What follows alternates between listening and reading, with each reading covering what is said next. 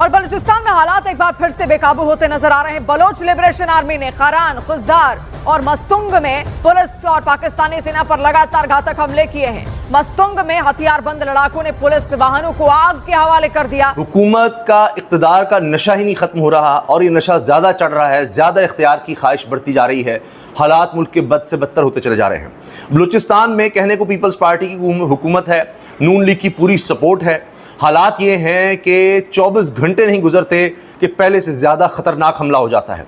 दहशतगर्द दंदनाते फिर रहे हैं, सरकारी इमारतों को आग लगा रहे हैं, सरकारी अफसरान के घरों में घुस रहे हैं, उनको मार रहे हैं, उनको कत्ल कर रहे हैं, शहीद कर रहे हैं, सरकारी रिहाइशगाहों को आग लगा रहे हैं, बैंक लूट रहे हैं, बाजार लूट रहे हैं, सबके सामने ये काम कर रहे हैं। आयशा, ये बड़ी सीरियस इश्यूज़ हैं।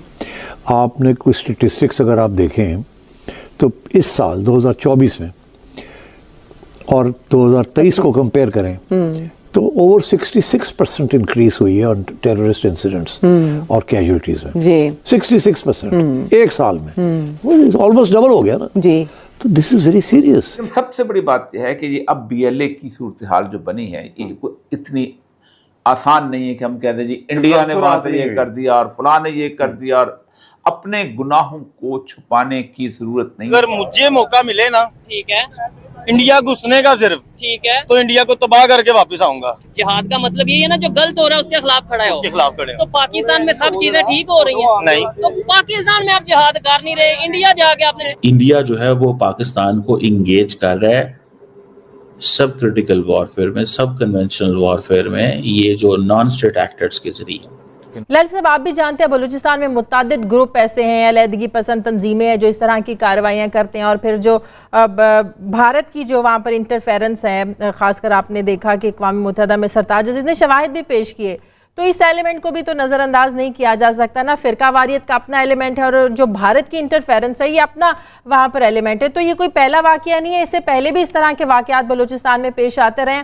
आपको लगता है कि जो लोग ये बात कर रहे हैं कि इसमें भारत मुलविस हो सकता है, वो दुरुस्त है?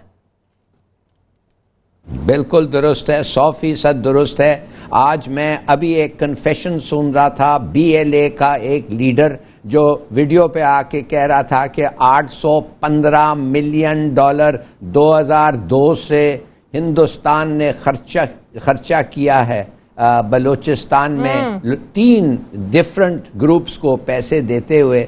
रॉ है, NDS है अफगानिस्तान का, CIA है, मूसाद है, ये सब चाहते हैं कि CPEC ना ठीक से चले और हमारा भी कसूर है। जानना चाहता हूं कि क्या कर रही है पाकिस्तान की गवर्नमेंट, फेडरल गवर्नमेंट उनके लिए। मिसाल के तौर पे शाजिया, 35 करोड़ रुपया एनुअली MPAs को दिया जाता है इन्वेस्ट करने, हर साल इन्वेस्ट करने उनके एरिया में। मगर आप जाएंगे उधर आप देखेंगे, और देते भी इलेक्शंस के एंड के दिनों में हैं।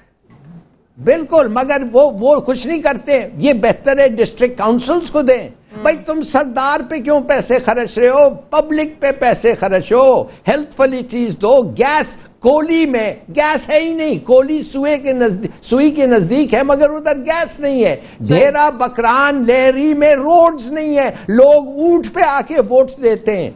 तो भाई खुदा के लिए गेट ऑन विद डेवलपमेंट। फौज नहीं कर सकती, ये फौज का काम नहीं है, ये आप लोगों का काम है।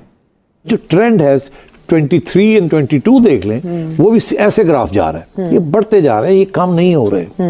इट्स ऑलमोस्ट कि वो कहते हैं कि 685 सोल्जर्स, सिक्योरिटी के लोग मारे गए हैं। अब आप सोचिए that's in 360 days, it's almost 2 a day। ये तो अनहर्ड ऑफ है, और ये जो इट्स रिकॉर्ड इंक्रीज। तो इसलिए कहते हैं कि पिछले 9 साल में अगर रिकॉर्ड आप देख लें तो इतने लोग कभी नहीं मारे गए सिक्योरिटी के। मगर ये सिर्फ सिक्योरिटी के नहीं है इशू, सिविलियंस भी मारे गए हैं। टोटल रिकॉर्ड अगर आप देखें तो 1200 से ज्यादा लोग मारे गए हैं, civilians and security people, this year alone 24। तो दिस इज क्वाइट सिग्निफिकेंट। और मतलब है कि इतने ज्यादा 400 से ज्यादा इंसिडेंट्स हुए जी एक साल में।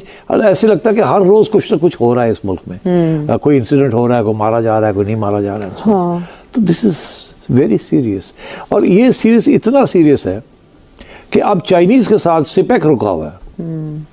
कुछ चाइनीज़, अभी आपने देखा चाइनीज़ एम्बेसडर जो थे, जो पॉइंट पर्सन जो है, जो secretary is looking after CPEC and Pakistan affairs, अभी आज तस्वीर छपी भी थी प्राइम मिनिस्टर साहब के साथ बैठे हुए। क्या बातें हो रही हैं? मैंने पहले भी इस प्रोग्राम में बताया आपको बातें क्या हो रही हैं। सारा चाइनीज़ एक्टिविटी हॉल्ट पे आ गई। मस्तूंग से खबर आई, दहशतगर्दों ने लेविस थाना वली खान नजर आतिश कर दिया, लेविस का थाना ही जला दिया। इसकी वीडियोस आ रही हैं, गाड़ियां जला दी हैं। और डॉन न्यूज कहता है कि लेविस एहलकार इसकी तस्दीक कर रहे हैं। बलूचिस्तान के जिला मस्तूंग में दहशतगर्दों ने हमला करके लेविस थाने वली खान को नजर आतिश किया। डॉन न्यूज के मुताबिक लेविस जराये ने बताया कि सिक्योरिटी फोर्सेज, लेविस फोर्स और पुलिस के पहुंचने पर मुसल्लह अफराद फरार हुए। जराये के मुताबिक सिक्योरिटी फोर्सेज ने हमलावरों की तलाश के लिए सर्च ऑपरेशन शुरू कर दिया। अब आप अंदाज़ा लगाइए किस तरह की ये खबरें आ रही हैं, और ये दूसरा इस तरह का वाक़या हम कह सकते हैं कि ये है। और 24 घंटे के अंदर अंदर अब ये मनाज़िर हैं जिसमें आग लगी हुई है, गाड़ियों को आग लगी हुई है, ये सब कुछ नज़र आ रहा है। फिर देखिए कि फितनातुल हिंदुस्तान ने क्या किया, दहशतगर्दों का सरकारी अफसरान की रिहाइशगाहों पर हमला, एडिशनल डिप्टी कमिश्नर शहीद। ये 24 घंटे के अंदर, ये जो मस्तूंग की वारदात है उससे पहले ये हुई है। ये ज़िला सोराब है, वहाँ पर फितनातुल हिंदुस्तान के दहशतगर्दों ने सरकारी अफसरान की रिहाइशगाहों पर हमले किए, जिसके नतीजे में एडिशनल डिप्टी कमिश्नर हिदायत बुलेदी शहीद हो गए। दहशतगर्दों ने अफसरान की रिहाइशगाहें नजर आतिश कर दी, जला दी, बैंक लूट लिया, और मुख्तलिफ सोशल मीडिया प्लेटफॉर्म्स पर बाकायदा वीडियोज़ हैं बैंक लूटने की और ये सब कुछ करने की। ये हाल है। और तर्जुमान हुकूमत बलूचिस्तान का कहना है कि सरकारी अफसरान के घरों को नजर आतिश करने के अलावा दहशतगर्दों ने बाजार में बैंक भी लूट लिया। ये हुकूमत भी तस्दीक कर रही है। नमस्कार दोस्तों, स्वागत है आप लोगों का हिंदुस्तान स्पेशल के एक और नए वीडियो में। दोस्तों, टीटीपी के बाद अब बीएलए ने जो है वो मोर्चा संभाला है, और काफ़ी दिनों के बाद बीएलए ने पहली बार जो है वो एक बार फिर से अटैक करना स्टार्ट कर दिया है।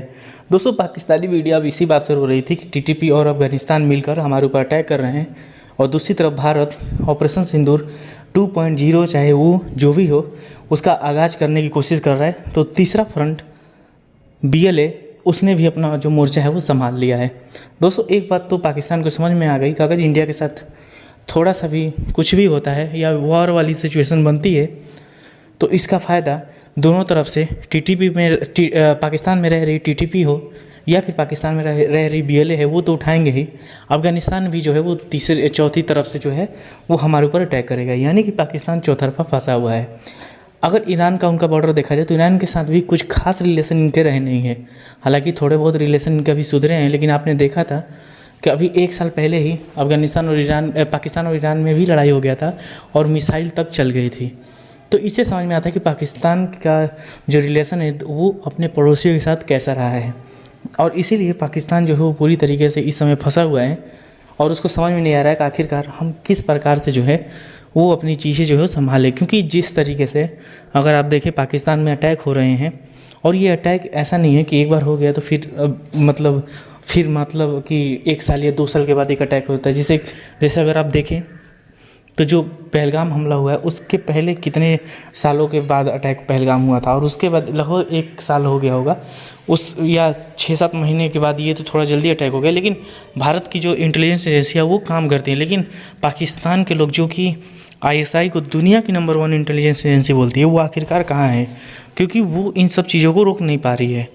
पाकिस्तान में लगातार हमले पे हमले हो रहे हैं, और हिलाली खुद ये इस बात को मान रहा है कि बीएलए इसलिए हमारे ऊपर अटैक कर रहा है क्योंकि जहाँ से गैस निकलती है, जहाँ से पेट्रोल निकलता है, उन्हीं को वो चीज़ नहीं मिलता है, और पाकिस्तान के अलग अलग हिस्से जहाँ पे पंजाबी रहते हैं वहाँ पे उनको दे दिया जाता है, लेकिन जो बलूचिस्तान के आम लोग हैं उनको नहीं दिया जाता है। वहाँ पे लगातार चीनी कंपनियों का जो रुतबा है वो बढ़ रहा है, वहाँ पे लोग आ रहे हैं चीन के लोग, और इनको जो बलूचिस्तान के आम लोग हैं उनको वो सहूलियत नहीं मिल रही है जो कि चीन के लोग को मिल रही है, जो कि पंजाब में रहने वाले लोगों को मिल रही है।